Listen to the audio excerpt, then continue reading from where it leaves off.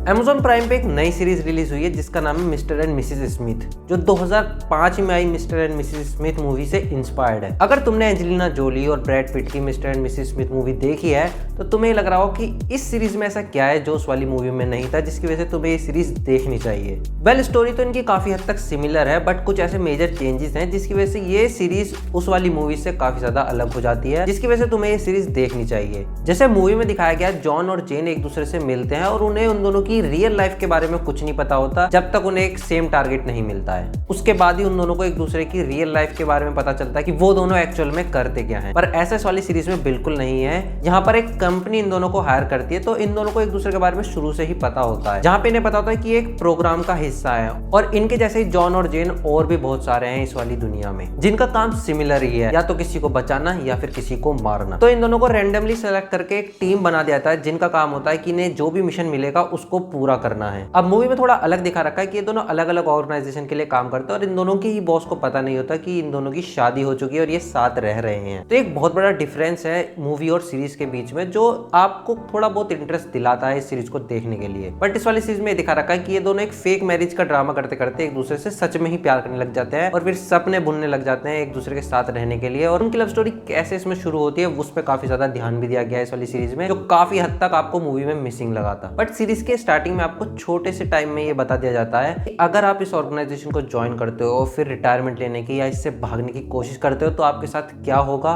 उस बात से ये दोनों बिल्कुल ही अनअवेयर होते हैं कि भाई इस लाइन को ज्वाइन करने के बाद इसमें कोई रिटायरमेंट वाला प्लान है ही नहीं। इन्हें बहुत लेट समझ में आता है और फिर चीजें ज्यादा खराब होने लग जाती हैं। तो इस सीरीज में भी आपको एक्शन तो देखने को मिलता है, बट एक बार एक्शन के बाद काफी ज्यादा ब्रेक होता है कि मतलब 1-2 एपिसोड तक आपको ज्यादा कुछ देखने को नहीं मिलेगा।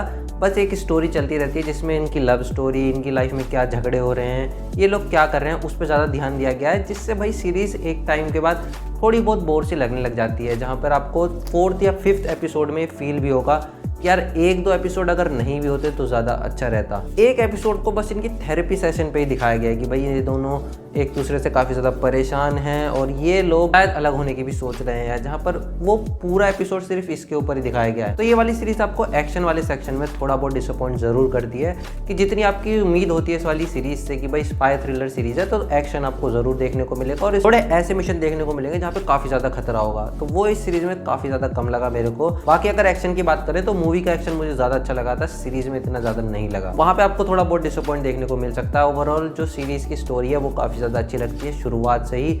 बीच में हाँ थोड़ी बहुत बोर हो जाती है, बट आप अगर उन एपिसोड्स को स्किप भी कर सकते हो तो ज़्यादा कुछ आप मिस नहीं करोगे सीरीज में। बट जो ओवरऑल दोनों कैरेक्टर के बीच में केमिस्ट्री दिखाई गई है वो भाई गजब की दिखाई गई है। दोनों ने बहुत ही बढ़िया काम करा है पूरी सीरीज में। आप इस सीरीज को काफ़ी हद तक तो एंजॉय करोगे, बट ऐसा नहीं है कि बहुत ही अच्छी सीरीज है।